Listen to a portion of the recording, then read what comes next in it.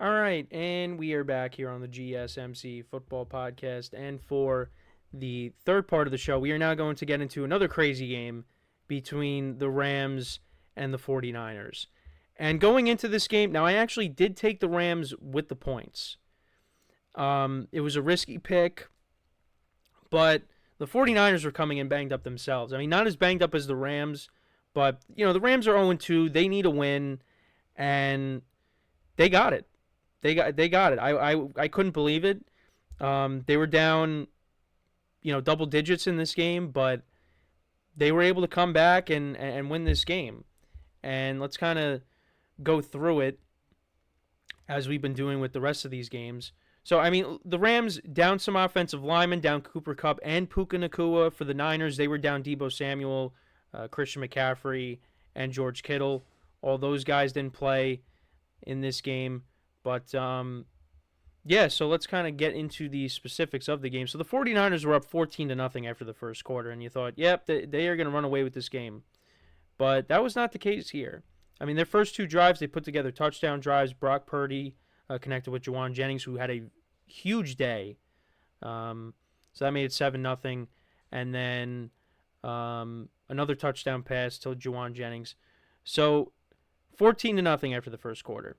Then the Rams answered in the second quarter with a touchdown drive to make it 14-17. Stafford connected with Tutu Atwell, who had a big day for 24 yards.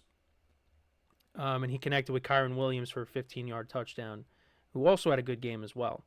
The Niners did fumble, but it didn't amount to anything.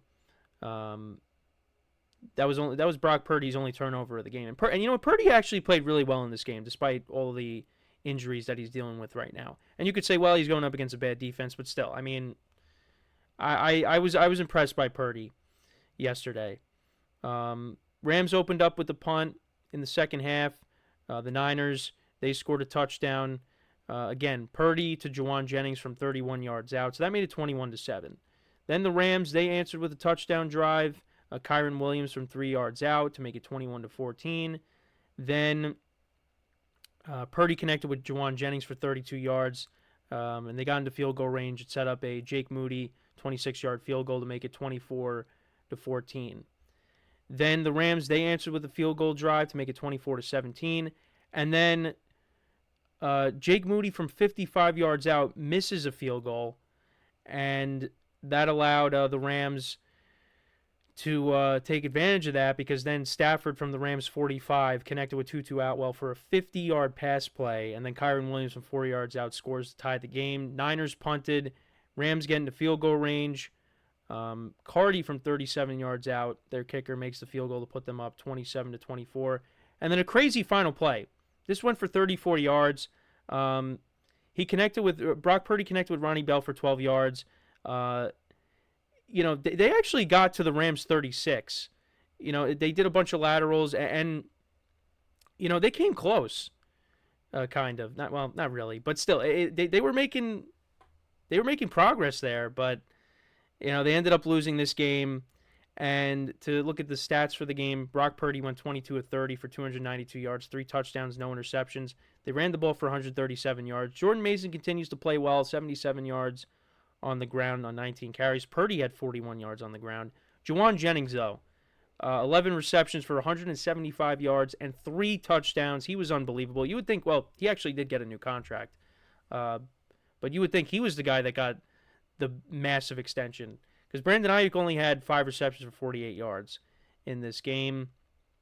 The Niners defense, they had 3 sacks in the game as well. And then for the Rams, Matthew Stafford went 16 of 25 for 221 yards, 1 touchdown, no interceptions. Kyron Williams had a good game, 24 carries, 89 yards, 2 touchdowns. Tutu Atwell, 4 receptions for 93 yards. That 50-yard reception was a big play in this game. Demarcus Robinson, 1 reception for 32 yards. Jordan Whittington had 3 receptions for 28 yards. Kyron Williams also had a receiving touchdown in this game, 2 receptions for 27 yards. Parkinson, 3 for 21, and Tyler Johnson, 3 for 20. And then for the Rams defense, they did only pick up 1 sack. But of course, Joshua Cardi was the hero in the game, kicking the game-winning field goal. He went 3 for 3. Or actually, no, 2 for 2. on field goal tries. He went 3 for 3 when it came to extra points. And the Rams get the win. That is a huge win. I didn't expect the Rams to win this game. Like I said, I took them with the points, but that's a big win for them because they are dealing with a ton of injuries. And I was looking at their schedule. I was saying, man, this season is going to unravel for them, and especially going up against a 49ers team that has owned them over the last several years. Since the 49ers really became one of the best teams in the NFC. Because before the Niners got Nick Bosa, Sean McVay, those first couple of seasons, he owned the 49ers. But it's changed. It has changed. And this game right here was huge. And Stafford did just enough to win this game, and Brock Purdy played really well. It's just it wasn't enough. It wasn't enough. And talking about the 49ers, is there concern? I mean, I guess there are some concerns. I would say, like, for the defense, what was going on there? And, when it comes to the Niners defense, that's a strong unit. And, they had a 14-point lead and they weren't able to hold it. So I do worry about the defense a little bit. I mean, they're still missing some key guys. Dre Greenlaw, obviously, but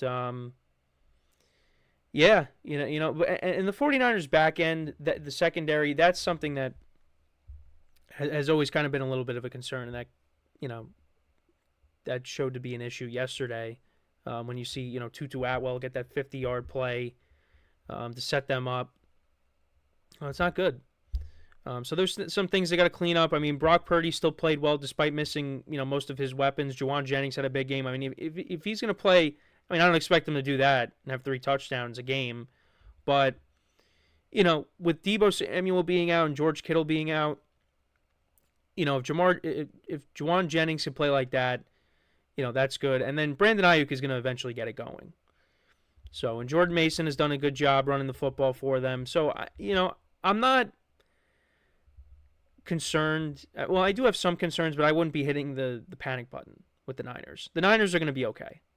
They're just kind of going through it right now. It's just, and they went through this rough patch in the middle of the year last year. Now they're kind of going through it at the beginning of the year. They go up against the Vikings last week, and we're going to talk about them in the next segment. The Vikings are really good. The Vikings are a very good team right now. And, you're going up against the Rams, who are a divisional opponent. You still got Matthew Stafford on that side of and Sean McVay, of course. But yeah, they should have won this game.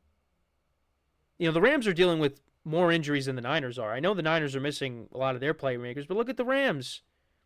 Their top receivers are Tutu Atwell and Demarcus Robinson. They're down Cooper Kupp, they're down Puka Nacua, they're down Tyler Higbee, who hasn't played at all this year. And on top of that, you got a young defense that continued to struggle yesterday. Niners should have won that game. With all the offensive line issues for the Rams, the Niners should have won that game, but didn't happen. And that is a huge win for the Rams. If they could tread water until they get some of these guys back, they could be in good shape. Because again, this is a team that I had making the playoffs, and a win like that, that's huge. But next week now, it doesn't get easier when it comes to going up against good defenses, because then they take on the Bears defense, which is very good. And Caleb Williams, threw a couple of interceptions yesterday, but, he started to get it going a little bit. And the Rams defense is not great.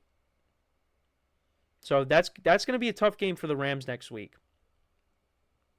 They'll be taking on the Bears in Soldier Field, so... and then for the Niners, they take on the Patriots at home. So I think if they don't beat the Patriots, that's, then maybe you could be getting closer to that panic button. But I think they should be able to bounce back in that game. The Patriots, we saw them going up against a good Jets defense with a bad offensive line. We saw what happened there. The Niners, they should be able to take advantage of that. But yeah, the Rams improved to 1-2. The 49ers dropped to 1-2. And if you look at the NFC West, the Seahawks are 3-0. They're on top of the division. The Cardinals lost yesterday, so you got a few 1-2 teams, and you got one 3-0 team. And you would think, oh, that's the 49ers. No, it's the Seattle Seahawks. Niners are 1-2. But, yeah, I do have my concerns, like I said, but they're going to be okay. They're going to get these guys back. Like Deebo Samuel and George Kittle, they should be back within the next couple of weeks. And then McCaffrey soon after that. And I think once you get everyone back, they're going to get it going. They're going to get it going. But, despite all those injuries, Brock Purdy still played well. So that's encouraging. They still got the offensive line. And, it's not like he doesn't have anything. You still got Ayuk. Jawan Jennings is a good player. And Jordan Mason's been running the football well. So, again, they're another team that needs to tread water a little bit as well. And I like their chances to tread water as opposed to the Rams, because the Rams got injuries everywhere on offense. And hopefully Matthew Stafford continues to stay healthy, because if he gets hurt, they got nothing. But this is a big win for them, and let's see what happens next week when they take on the Bears, another good defense. So, and as for the Niners, the Patriots is a get-right game. It's at home, so they should take advantage of that and win that game. But if not, that's, we got some problems. Then the alarms might be sounding off. So, but let me know what you guys think about this game in the comments. What were some of your takeaways from it? Big win for the Rams. So we're going to take our next break, and then when we come back, we will talk about, I guess the best team in the NFC right now, the Minnesota Vikings. They blow out the Houston Texans 34-7. Another impressive day by Sam Darnold. That defense. We'll get into all the specifics on this game when we come back from our next break. But yeah, it does make you feel, as a Giant fan, it makes me feel a little bit better, seeing how they're playing against, how they played against the Niners and how they played against the Texans, because, seeing that game in person, I was like, man, I thought the Giants could win this game. Well, look at what the Vikings are doing right now. It's impressive. So that's what we'll discuss when we come back. So stick around, and we'll be right back here on the GSMC Football Podcast.